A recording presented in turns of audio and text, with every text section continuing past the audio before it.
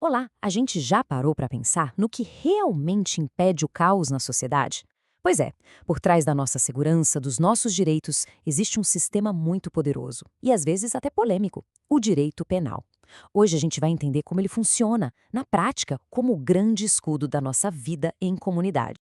A questão central é essa, né? O que é que protege aquelas coisas que são mais valiosas pra gente, como a nossa vida, a nossa liberdade, o nosso patrimônio? A sociedade precisa de uma ferramenta que tenha força o bastante para defender esses pilares. E essa ferramenta, claro, tem nome. E o nome dela é direito penal.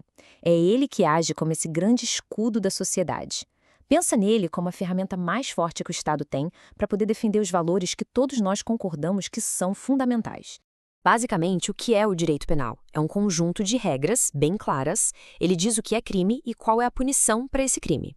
Mas ele faz isso com um objetivo muito específico: proteger o que a gente chama de bens jurídicos, que são, no fim das contas, os pilares para a gente viver junto em paz. Ok, mas de onde vem esse poder todo de punir? Ele não surge do nada. É super importante a gente entender que esse poder se manifesta de duas maneiras diferentes, que se completam. E essa diferença aqui é crucial. Olha só. De um lado, a gente tem o direito penal objetivo. O jus punale pensa nele como um manual de regras, as leis escritas, tipo o Código Penal.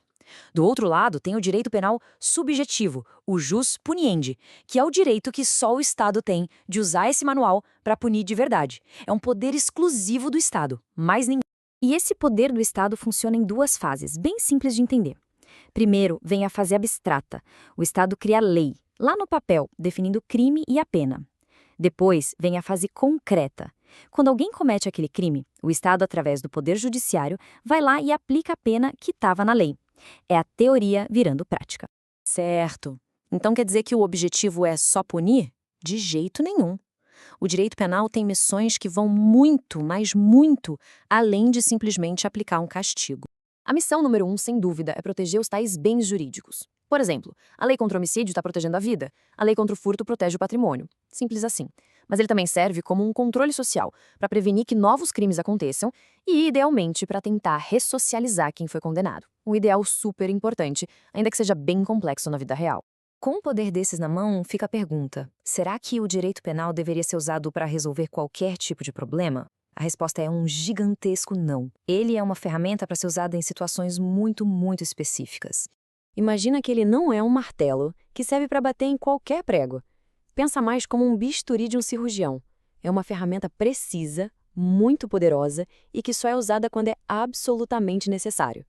Para os problemas menores do dia a dia, existem outras soluções. E isso nos leva a uma característica dele chamada fragmentariedade. O que isso quer dizer? Que o direito penal não se mete em qualquer confusão. Ele seleciona, ele escolhe agir só contra os ataques mais graves, aqueles bens jurídicos que são mais importantes. Ele protege só fragmentos do nosso convívio. E tem mais, ele também é subsidiário.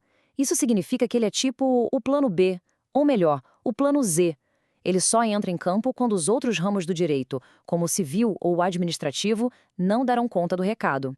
Esses dois princípios que a gente viu, a fragmentariedade e a subsidiariedade, se resumem numa expressão em latim que é perfeita: ultima ratio, ou seja, o último recurso. O direito penal é o freio de emergência do Estado. A gente só puxa ele quando todo o resto já falhou. Ok, um poder tão grande assim precisa ter controle, certo? Com certeza. Para que o Estado não se transforme num opressor, existem princípios que funcionam como barreiras, como limites que não podem ser ultrapassados por esse poder de punir. E o principal desses limites é o princípio da legalidade. A ideia é simples e genial: ninguém pode ser punido por algo que já não estivesse escrito numa lei como crime antes do fato ter acontecido. Essa é a nossa maior proteção contra o uso arbitrário do poder. E a legalidade não joga sozinha. Existem outros pilares para garantir a justiça: o da culpabilidade, que diz que só há punição se houver intenção ou culpa; o da humanidade, que proíbe penas cruéis ou perpétuas; e o da proporcionalidade, que garante que a pena seja do tamanho da gravidade do crime. São as regras do jogo que protegem cada um de nós. Bom, e para a gente fechar o raciocínio, vamos só colocar o direito penal no grande mapa do mundo jurídico. Assim fica fácil de ver onde ele se encaixa e como ele se relaciona com as outras áreas. É bem importante não confundir as coisas. Pensa assim: o direito penal define o que é crime. Já o direito processual penal estabelece como esse crime vai ser investigado e julgado. E o direito administrativo? Ele cuida de infrações mais leves, que não são crimes, como uma multa de trânsito, por exemplo. Cada um no seu quadrado. E para terminar, fica aqui uma reflexão. O imenso desafio do direito penal é conseguir manter um equilíbrio muito delicado. De um lado, ser forte o bastante para proteger a sociedade, como um escudo, e do outro, ser limitado o suficiente para garantir a liberdade do cidadão contra o poder do Estado. É uma tensão que nunca acaba e que é simplesmente fundamental para a nossa democracia.